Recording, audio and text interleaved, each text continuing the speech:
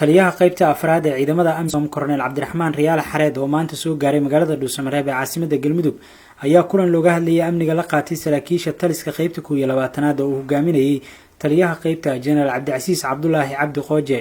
shirkan oo diiradda lagu saaray howlgallada argagixisada looga xoreynaya Galmudug ayaa taliyaha qaybta 12aad uga mahad celiyay ciidanka Djibouti doorka ay ku lahaayeen howlgallada socda iyadoo la isla eegay sida uga habboon ee howlgalladan loo ballaarin karayo si argagixisada looga dulqaado shacabka Soomaaliyeed ay dhibaatada ku hayeen wax ka badan 10 sano. wadatashigan oo ay qayb ka ahaayeen saraakiisha hogaamisa ciidanka amisom ee Dhuusamareeb ku sugan abaanduulaha ciidamada danab ee Galmudug iyo taliyaha guutada 13aad ee qaybta 12aad gaashaanle Cabdiraxmaan Macalin Maxamuud Timadheere ayaa lagu dil istaagay guulaha toddobaadkii tagay laga gaaray howlgalladii wadajirka ahaa ciidamada xoogga iyo kuwa Djibouti ka fuliyeen deegaano ka tirsan bariga gobolka Galgaduud oo jab xooggan lagu gaarsiiyay argagixisada. kadib kulankan oo taliyaha qaybta 12aad General Qooje warbaahinta la hadlay ayuu faahfaahiyay muhiimadda ay leedahay wada shaqaynta labada dhinac iyo qodobada ugu muhiimsan ee kulankan lagu la faguray. halkan waxaan ugu yimid nagu soo booqday taliyaha ciidanka sector 4 Colonel Riyaale iyo saraakiishii la shaqaynaysay gaar ahaan ciidamada Hiil Walaal ee degan Dhuusamareeb iyo Beledweyne.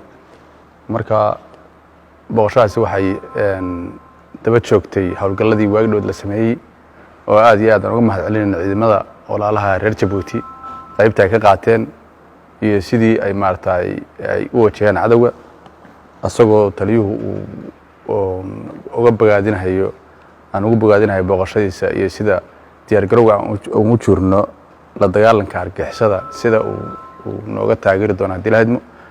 waxaan rabaa inaan ku soo dhaweeyo gacmo furan Colonel Riyaal soo dhawow meesha caasimadda Dhuusamareeb. waxaan ka shaqaynaynay maalmaha oo dhan howlgalkaas iyo sidii loo wajiilay cadawga.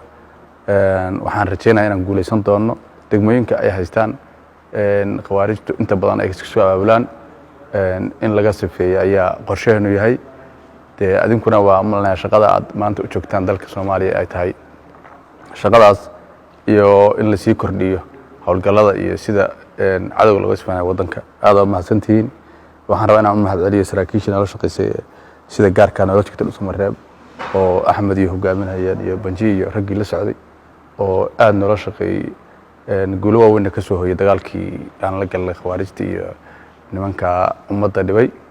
marka sidaas aan kugu soo dhaweynaynaa.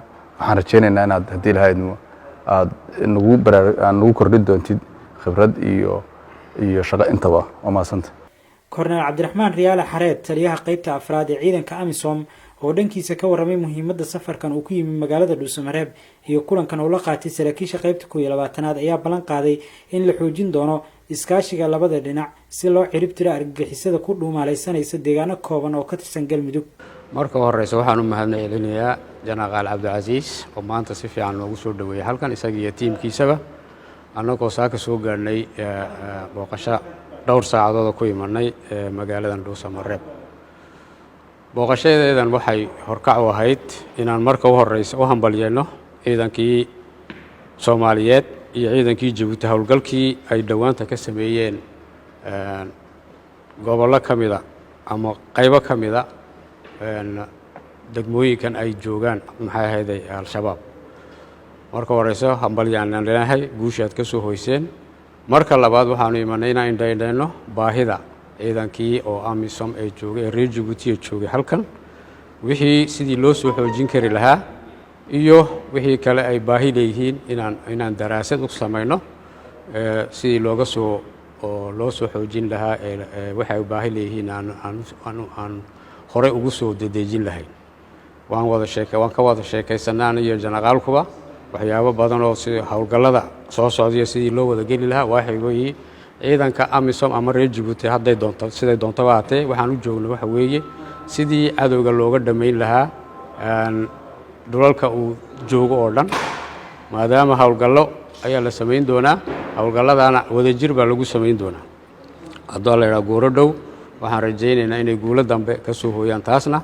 ciidamada xoogga dalka iyo kuwa Djibouti ayaa maalmihii ugu dambeeyay howlgal ay sameeyeen argagixisada kaga saaray deegaano ay ku soo gardaroodeen oo ay ka mid lahaayeen Bulcle, Ceel Guureeye iyo Guddurwaa. oo argagixisada dagaal adag oo lagula galay looga dilay maleeshiyaad tiradoodu ay kor u dhaafisay 18. Cabdullaahi Warsamo Roble, warbaahinta ciidanka qalabka sida Dhuusamareeb.